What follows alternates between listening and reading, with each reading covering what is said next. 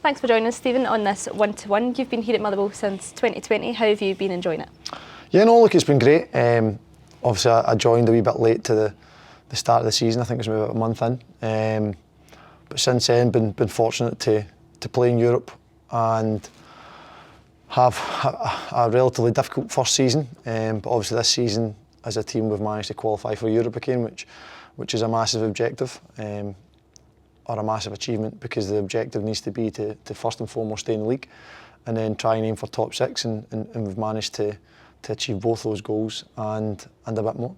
Before the split happened, there was a wee bit of the results weren't going your way, but then obviously a last minute goal at Livingston, was that just a total relief when that happened? Look, I think every team can go through bad spells. I think what you look for is you need to be pulling through the positives and seeing what you're doing well and continuing to improve in that, but making sure we're trying to iron out the negatives. Now, it came to a point that performance obviously didn't matter, because we just needed one win or one point ended up in the end to qualify for the top six, and we managed to do that. And at those stages in games and in seasons, the result is all that matters, and that is what we got. And obviously it was a incredible strike from Callum, and then a good finish reaction from Ricky. And then I think just more of the same. I think went up to Ross County there. Again, I hadn't quite managed to get that win, but going up to County, we managed to get a very good win. One of which I think we actually performed well in the first half. Second half we were a bit more rigid, but got the goal and seeing it out, and then bringing it on to last night, the last game at home. The fans were brilliant. Maybe Hearts had their eye off the ball a wee bit with the cup final coming up, but they still played well. We dug in deep and we managed to get, which was a crucial win, and one that, as I said, guarantees his fifth place, and hopefully could maybe get his fourth as well. So the manager faced a little bit of criticism when he came in as well, but he's got in the top six, guaranteed European football. How have you been enjoying playing under him? No, look, it's good. It's every manager has different ways and different systems, and you just need to try and build the relationships and get better and as a team move forward. And I think that's what we managed to do. And naturally, when he took over, we were in a perilous position. I think we were sitting maybe ninth. We hadn't been in great form, but he came in, and as I said, sometimes managers can bring that kind of new lease of life, and I think he managed to do that. And certainly the tail end of last season, the form was exceptional. So no, look, this season has been a bit tougher at times, but I found myself out the team as well, and it shows how competitive the squad is. But thankfully, as I said, we managed to end on a high, and that's all credit to the manager. And it's happened to a few managers this season as well. They've had a rocky start, but they've managed to kind of find their way within the team. Yeah, no, look, I think managers will always go through tough times. That they're always the ones at the brunt of it. They're the ones that get the most pressure. Unfairly so at times, but that's just part and parcel of football. It happens at every level of it, and it's about obviously reacting well to it, and us finishing fourth or fifth and hopefully fourth is an incredible reaction to it, and as I said, hopefully one we can build on for next season. Yeah, just when this season's coming to an end, you've got some Scotland games coming up. No break for you. Is there Scotland games? I don't know. 2 hurdles in Scotland are in the World Cup. Can you look at it that way, or do you look at, right, we've got Ukraine, we'll see what happens with that, and then possibly Wales? Look, I think it's easy to look at it because it's fact. There's 2 games for ourselves or Ukraine, but what you wouldn't ever allow yourself to do, because even in the easiest of cup games for Motherwell, teams compete and they work hard, but this is Ukraine. This is a nation that's going through a real difficult time, and what a lift it would be for the country to have their team going and showing their stuff and showing how competitive they are on the world stage. But we're up against that, and we're up against also 11 very good players, or obviously 20, 22, however big the squad is. So look, we need to just make sure we focus on what we do best. We'll be at Hampden, which is obviously going to be brilliant. It'll be a sellout, and I'm sure there'll be an amazing banner display. It'll be a great occasion, and one we hope to upset maybe a lot of the world, but make Scotland a very happy place. Yep, we'll talk about the World Cup in a wee second, but just to take your mind back to qualifying for the Euros, because throughout that campaign, I felt that the Scotland support really was behind the national team. Did you feel that as a player as well? Yeah, no, definitely. Look, it's the first time I've kind of, like, even before going, leading up to it, I was driving about. I live locally, and you were driving about and you were seeing piles and piles of Scotland tops. It's the first time I've ever seen loads of kids with a Scotland top on. It was something that I was delighted to see. It made me very proud because I've been part of a team that's been successful, and with success brings new idols. You've got John McGinn, you've got Andy Robertson, Kieran, there's a whole host of them, but it gives kids something to aspire to, and I think we have been good role models. I think we've worked hard. We've not got any egos in the team, and as I said, gave the country a team that they can get behind, and hopefully we can go one better this summer. So just going back to that game in November against Serbia, obviously Scotland go ahead, then they equalise on the last minute. I think we were all thinking, oh, here we go, Scotland, typical fashion. What was your thoughts as a player being there? Oh shit. I think what was more frustrating is you concede goals in games where you're under the cosh, and that happens. That's it comes with the territory. But we were comfortable in that game for about 85 minutes, and I think that's what made it a bit more frustrating, was because it was in such a dominant display. One of the best 90 minutes I think we've had as a team and as a country in a long time, against a very good Serbian side, and we made them look, don't want to say average, but we imposed ourselves on them, and away from home it's a hard thing to do, but to concede that goal, you then go,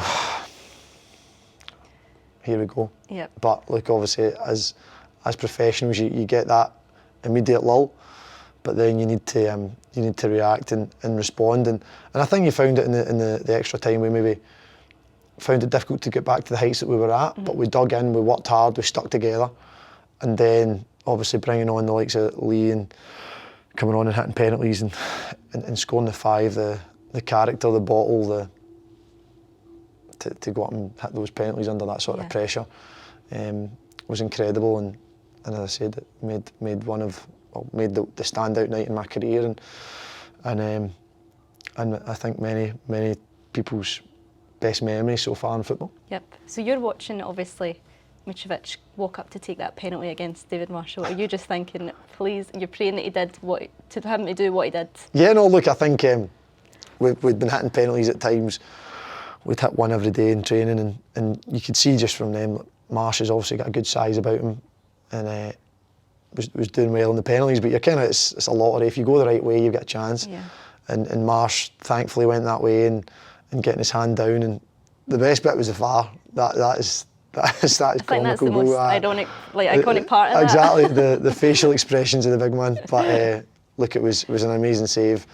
It wasn't a bad penalty either, but got down well, and look, the celebrations afterwards were amazing, and a wee bit dampened by the fact that everybody wasn't in the stadium, or your family and friends weren't over, and everybody was able to legally go out and celebrate. Yeah. But I'm pretty sure a lot of Scotland fans had a good night, and it's great that we were able to help with it. It was a bit of a rollercoaster of emotions, probably for yourselves especially, because the goals, then it was the extra time, the penalties, and then Ryan Christie's interview after it. Did you feel that it was just constantly up and down? Look, I think Ryan's interview after it was brilliant, and I think probably sums up how everybody felt as the public versus the players. We were all in the same boat. Yeah. We all are very aware of the history of the country, and we are a proud football nation, and we want to try and continue to bring that success, and I think it would have been topped off if we were able to get a win in the Euros to kind of be that next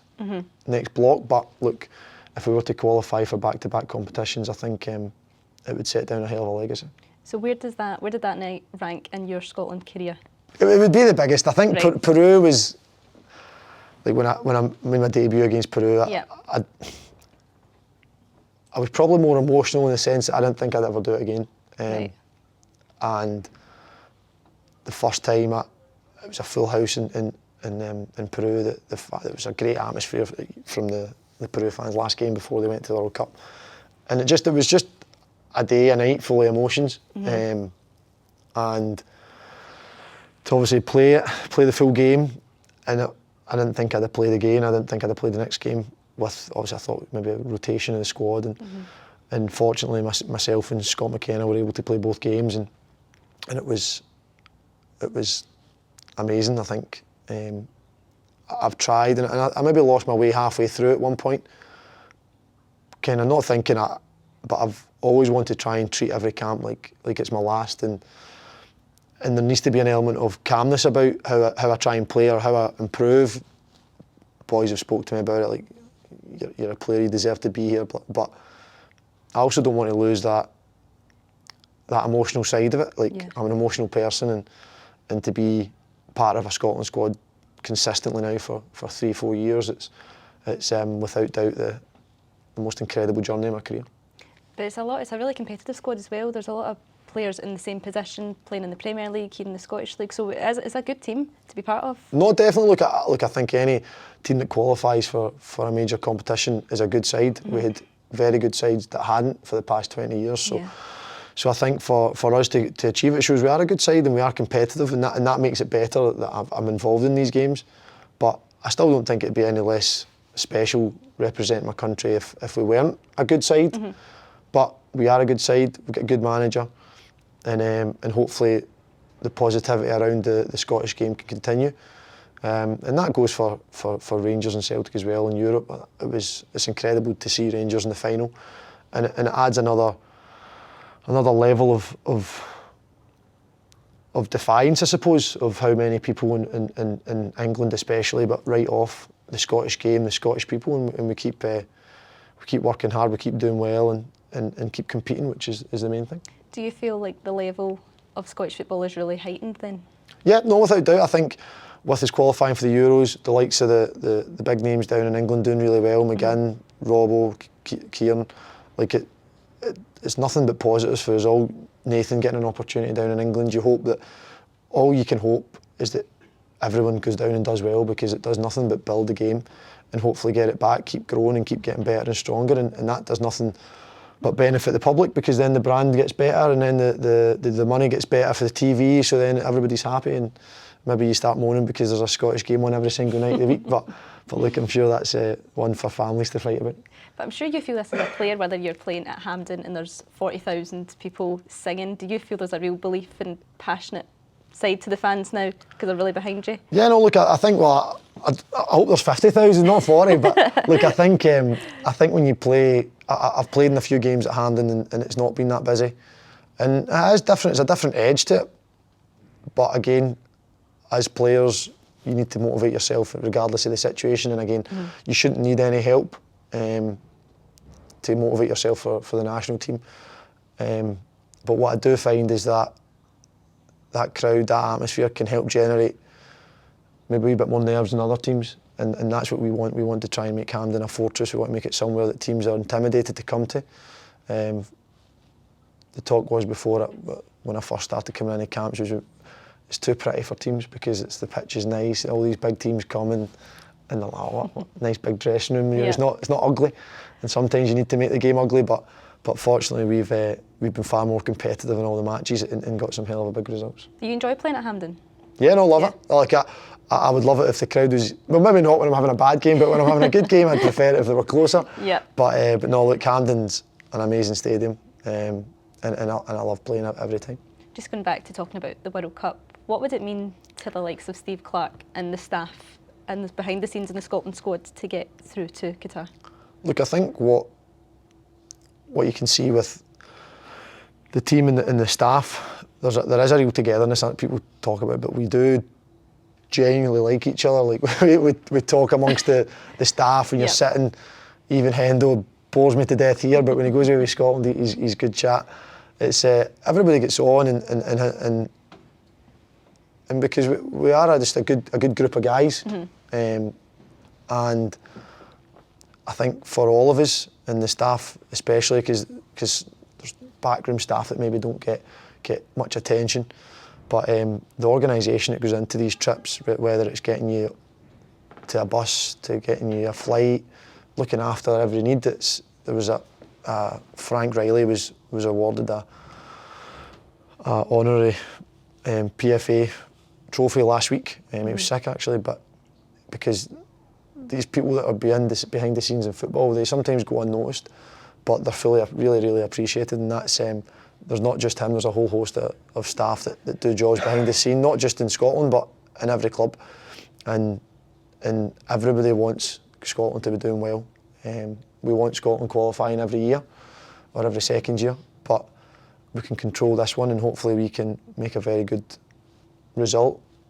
Performance would be great, but result is more important against Ukraine, and take us on to a final. But like again, there is a real optimism around the place, but worst case, it doesn't go well against Ukraine, the future is looking good. There's a lot of young players that have come through. I mentioned Nathan, you've got Billy, Shay Adams is he's young as well. Yeah.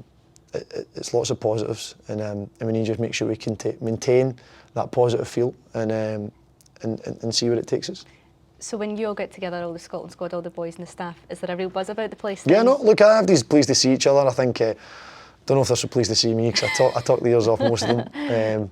But look, it's just somewhere you can go, and I think whatever pressures you've got or stresses, you go away, and I do think boys enjoy it. I think that's the main thing. If boys enjoy, if you enjoy work, you come in with a smile on your face, it makes a massive difference, and I think that's what we're able to do, and it helps when you've got McGinn that try and make you laugh in any scenario. So he's like people like that, characters like that can really make a squad.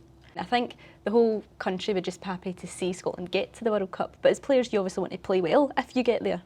Yeah, no, look, I think it's about making it. Look, I think I think making it's the first thing you need to do, because it's the hardest. Whenever you go away to the major tournaments, we get a taste of it in the summer.